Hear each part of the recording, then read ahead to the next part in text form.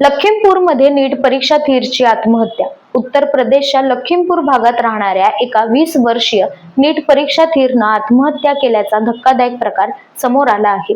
परीक्षा रद्द झाल्याच्या तणावातून पाऊल उचलल्याचा आरोप केला जात आहे।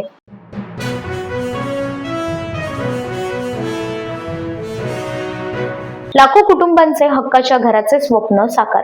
पंतप्रधान नरेंद्र मोदी यांच्या नेतृत्वाखाली महाराष्ट्राने प्रधानमंत्री आवास योजनेत विक्रमी कामगिरी केली असून मुख्यमंत्री देवेंद्र फडणवीस आणि केंद्रीय मंत्री शिवराज सिंह चौहान यांनी आज प्रधानमंत्री आवास योजना ग्रामीण टप्पा 2 अंतर्गत विक्रमी वेळेत पूर्ण झालेल्या 5 लाख घरकुलांचे लोकार्पण केले।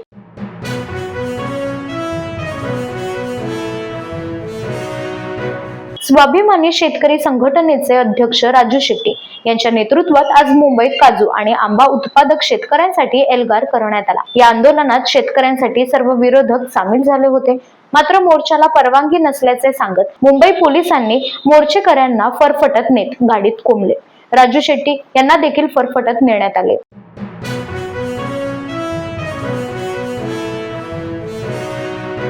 कोकणातील आंबा काजू उत्पादकांना उचित नुकसान भरपाई मिळावी यासह विविध मागण्यांसाठी आंदोलन करणारे माजी खासदार राजू शेट्टी यांना मुंबई पोलिसांनी फरफटत नेल्याचे दृश्य अतिशय संतापजनक आहे। शेतकरी कष्टकरी समूहाचे प्रश्न मांडणे हा आता गुन्हा आहे का?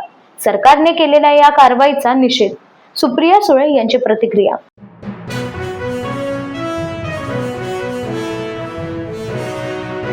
पेट्रोल डिझेल दरवाढी विरोधात माजी आमदार वैभव नाईक यांच्या नेतृत्वाखाली कणकवलीत शिवसेनेचे जोरदार आंदोलन। शिवसेना उद्धव बाळासाहेब ठाकरे पक्षाच्या वतीने माजी आमदार शिवसेना जिल्हा प्रमुख वैभव नाईक यांच्या नेतृत्वाखाली डिझेल पेट्रोल दरवाढी विरोधात आज कणकवलीमध्ये जोरदार आंदोलन छेडण्यात आले। कणकवली एसटी स्टँड ते पटवर्धन चौकापर्यंत पायी चालत जात सरकारच्या विरोधात घोषणाबाजी करून दरवाढीचा निषेध करण्यात आला।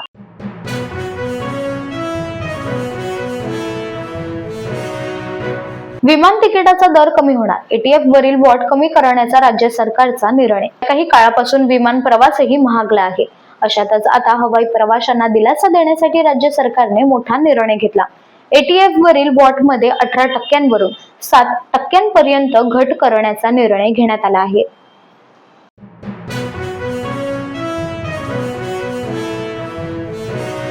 संजय राऊत यांच्याकडून भारतीय युवकांना मंद असा उल्लेख करण्यात आला। सोशल मीडियावर पोस्ट शेअर करत त्यांनी सध्या भारतीय युवक असाच भरकटलेला आणि मंद झालाय अशी टीका त्यांनी केली। या वक्तव्यावरून राजकारणात प्रतिक्रिया उमटत आहे।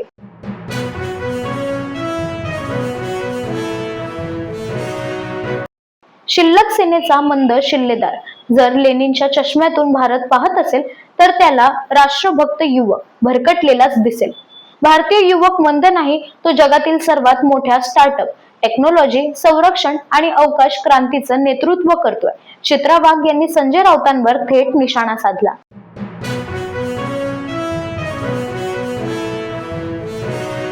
संजय राऊत यांनी भारतीय युवकांबद्दल केलेल्या विधानाने एकच खळबळ उडाली आहे। या वक्तव्यावरून आता संजय शिरसाट यांनी देखील जोरदार टीका केली।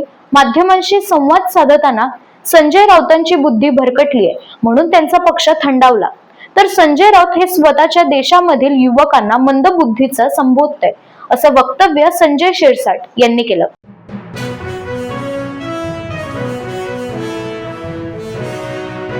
ज्यांना तुम्ही मंद म्हणता तेच युवक आज स्टार्टअप उभारतायत, देश चालवतात आणि मतदानातून तुमच्यासारख्या लोकांना वास्तवही दाखवतायत। खरं तर युवकांची विचार करण्याची क्षमता संपलेली नाही, फक्त दररोज सकाळी उठून नैराश्य विकणाऱ्या राजकारणाकडे दुर्लक्ष करायला सुरुवात केली आहे।